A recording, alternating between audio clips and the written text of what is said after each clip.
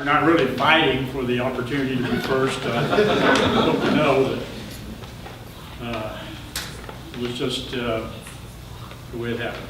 So thank you very much, and I want to thank all of you for coming, and I want to especially thank Becky Garcia for arranging this event, and I also have to thank Joe for giving Austin this tremendous jewel of a bookstore, and I hope you'll all support it. It's my pleasure to share this space with William Darling this evening, and I want to congratulate him on the launch of his new book, and I'm looking forward to hearing about it.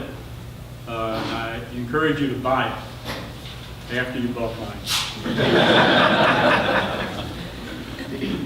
My book is called Necessities, and I thought I might tell you something about the cast of characters in Necessities. The protagonist in the first part of the book is named David Lewis, and he's a decorated veteran of the Iraqi War. He lost both his legs in combat and below the knee, and he's come home determined to be the same man he was when he went away. So he's learned to walk and to run in half marathons and marathons, and he's learned to box. He's become a successful newspaper reporter in Cleveland, Ohio. So when you think about William, not William, when you think about David, think about Oscar Pistorius and his story, because that was certainly where I got the idea of a protagonist who had suffered the loss of both legs and went on to have an amazing career in athletics, and then found himself on trial for murder. The second main character is named Cordelia Lear, and she's a beautiful young heiress. She has two sisters. They're married and are childless. She's single, and she's her father's favorite. So when you think about Cordelia, think about the most beautiful young actress that you can imagine. That would be her. Her father is named Kingston Lear. He's a widower and a bit of a tyrant, and using his wife's money and some help from the United States government, he's created a newspaper chain that's notorious for being ultra-right and having libertarian views. So when you think of him, think of Freedom Press, if you've ever come across Freedom Press. I have. It was, still is, a chain of libertarian newspapers based in Ohio. It's been sold recently, though, and I think it's now managed out of San Diego. Surprise. So his main concern is that the chain of newspapers continue after his death. In other words, he wants an heir. And the next character is named Francois Gall, and she is Cordelia's personal aide and business advisor, and she's helping her devise ways to inherit the family business and squeeze out her sisters. It's a happy family. And then the last character I'll mention, although there are a lot of important characters in the book, these are the main ones, is my old friend Donnie Ray Quinn, who's a small-town Texas lawyer. He has a lucrative law practice in the panhandle town of Velda, representing ranchers and especially good with their widows, handling their estates, and is living a fairly peaceful for Danny, and almost the life that he's come to accept, although he's always had problems with his past. When David Lewis goes on trial for murder, Donnie Ray, through people that they know, joint acquaintances, is summoned to Austin to defend David. So as the story begins, David has settled into a successful career as a newspaper reporter in Cleveland. And one day he looks up and sees Cordelia standing in front of him. He'd had a short affair with her in college, but he didn't expect to ever see her again. And it turns out she's looking for a husband. And she wants a newspaper man who can win her father's approval and provide her with a son and heir to the family fortune, and so outwit her two sisters, neither of whom has provided a child. They're both barren, the old man says. Neither of the sisters' husbands, Douglas and Tom, are newspaper men. Tom is a CPA, and he's busy trying to figure out ways to increase the value of the newspaper chain and make it ready to sell as soon as the old man dies. And the other, Douglas, plays golf and waits for his father-in-law to die, so the family business can be sold. And that's the family that David is being asked to marry into. So as you, if you're an expert reader or an astute reader in matters like this, you know what has to happen. He falls madly in love with Cordelia. And it wouldn't be much of a story, I guess, if he didn't. So in the passage I'm going to read, David has arrived at the family estate in Akron with Cordelia, and he's met the family, a pretty icy reception from the sisters and their husbands.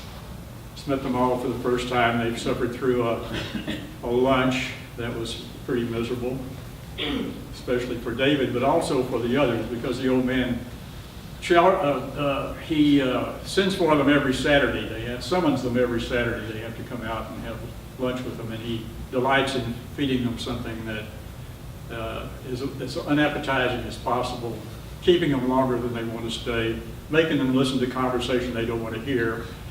And then when they go home, he goes in the family kitchen and has himself a good meal. So that's the kind of fellow the father is. And he decides that he might test the newcomer and David and see if he's worthy of his favorite daughter. And if he can embarrass Douglas along the way, so much the better. So, Cordelia's father looked at my legs. Cordelia says you can box on your prosthesis. Is that true? It is. I'm light on my feet, so to speak. I'd spent months learning, first to walk and then to exercise and to run, and then the greatest test of all, to climb into the ring again. I had some matches staged by the National Amputee Boxing Association. Did you win? I did. Good man. He opened the door to the house and shouted to his family, "All of you, to the barn." And to me he said, "Come with me, I want to show you something." I followed him down the hill to the big stone barn, where he pulled open the door. It was dark inside, save for the lights hanging over a boxing ring in the center. I could hear the sound of a man working a punching bag. As my eyes adjusted to the dim light, I saw Douglas McGentry in trunks and a sleeveless shirt attacking the bag while a lanky Filipino man held it for him. Douglas looked stronger than I would have thought, well over 6'2", 200 pounds I would guess. He had a little flab around the midsection, which wasn't to be which betrayed his age and the hours he'd spent inside. Douglas looked up at me for a second and then returned to his routine, grunting with each hard jab. Lyra called to Douglas, "Douglas, David is a boxer also. Would you like a sparring partner?" I shook my head. No, Mr. Lyra." Douglas joined in. I'm willing, Chief, but he doesn't want to. Well, Lyra ignored my protest. Of course he wants to. Just go easy on him. You outweigh him by 30 pounds, and he's our guest. "Chief," Douglas said, "it's probably not a good idea. I mean, He hesitated and then motioned with a gloved hand at my legs. He's a cripple, I asked. I'll show you a cripple, you son of a bitch, I said to myself. I turned to Lear, who was smiling broadly. My gear's in the car. I'll have someone fetch it. He turned to the Filipino. Pedro, get Mr. Lewis's equipment for him. The young man left in a trot. Lear rubbed his hands together. I'm really looking forward to this. I supposed the match was to be a test of some sort for Douglas or me or maybe for both of us. Perhaps it was just an old man showing his power, throwing a double amputee in the ring against his son-in-law. Maybe all I had to do was not embarrass myself in the ring. I decided I wanted to do much more than that. Pedro returned with my gear and I was ushered into a dressing room to change. I had a choice of sweatpants or shorts. I decided on the shorts. I wanted David to see my running blades. I hoped I could find an opening while he was watching me glide around the ring. I took off my daily use legs and carefully put on my running prosthesis. Carbon fiber running feet combined with a special knee made a real difference in agility. And I knew Douglas would be surprised at my mobility. I hadn't boxed a civilian since the war, and I was counting on my T-22s to give me an edge. The family gathered to watch. I climbed easily into the ring and through the ropes. Pedro handed me a helmet and laced up my gloves. Cordelia gave me a wry smile and toasted me with her wine glass. Douglas shadow boxed in the opposite corner of the ring. Jenny and Reggie sat in chairs below Douglas's corner. Tom Pearson had ignored Lear's advice and had not come down to watch. Pedro motioned us to the center of the ring. We touched gloves, and he threw up his hand, signaling for us to start. We sparred around a little, neither landing a punch. Douglas might have been pompous and slightly overweight, but he was a skilled boxer. He stepped inside and deftly tapped the side of my head. I shook it off, but he followed it up with sharp jabs to my arms. I danced away, protecting my head. He closed in, trying to punish me. I slipped his punch and landed 2 heavy shots to his midsection. He grunted and tried to tie me up, but I was under his guard, landing 4 hard jabs to his rib cage. I bounced away just out of his reach. He tried to close in, but I danced away from him. He followed me, grunting and breathing heavily. I dropped my gloves and dared him to catch me, leading him around the ring like a matador taunting a tiring bull.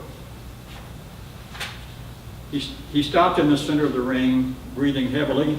I stepped in quickly, taking his shots on my gloves as I pounded his stomach and caught his hip bone twice. He staggered back. Low blow, he said, looking at Pedro, who ignored him. He tried to turn away, but I spun him around and hit him low and hard, left, right. He dropped his hands and sagged against the rope. Red blotches were visible on his torso where I had punched his body. I knew I could finish him off. Instead, I backed away and motioned to Pedro. I think he's had enough. The Filipino stepped between us and signaled that the match was over. I trotted over, offering my gloves. Thanks for the workout. He stared at me and then muttered, I suppose a man wearing those things has to resort to fouls. I laughed. Of course they were fouls. I knew it. Pedro knew it. But he didn't try to stop me. Douglas McGentry now knew who I was and what I would do whenever I had to do, that I would do whatever I had to do to win. And so did my future father-in-law. Lear handed me a Gatorade. Great fun. I finished it off, climbed out of the ring, and looked back at Douglas. He was sitting on a stool in this corner where Pedro was toweling him off. I took a glass of wine from Cordelia. She put her arm around my waist and kissed me on the cheek, and I turned back to Lear. He said, I can always guess where a man learned to box. I'd say Golden Gloves. Is that right? The regional in Dallas and a fight club in Cleveland, Texas, yes. And when did you start boxing? In high school? I nodded. Douglas, on the other hand, had his first boxing lesson when he was 15, growing up in Cleveland Heights. He boxed all through prep school. He was #1 middleweight on the Brown varsity team. Of course, he's a little past his prime. He needs to lose a few pounds, about 20, I thought. I always had my doubt about those Ivy League boxers, Vera said. Next time, maybe we can see you and Douglas have a real fight to a conclusion. I nodded. Sure. But I knew Douglas would never get in the ring with me again. So this is the only boxing scene in the book. I'll tell you that. I'll tell you that, and I'll also tell you that David does marry Cordelia and does achieve more success than he ever dreamed of. But then things go terribly wrong, and he stands to lose everything. And for various reasons, David chooses Donnie, the hero of my first 3 books, to defend him.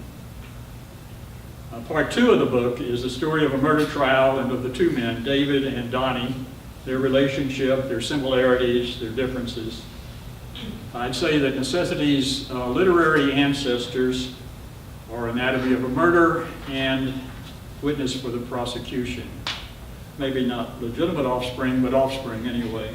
And in other words, there's a surprise or two before it's over. Thank you very much.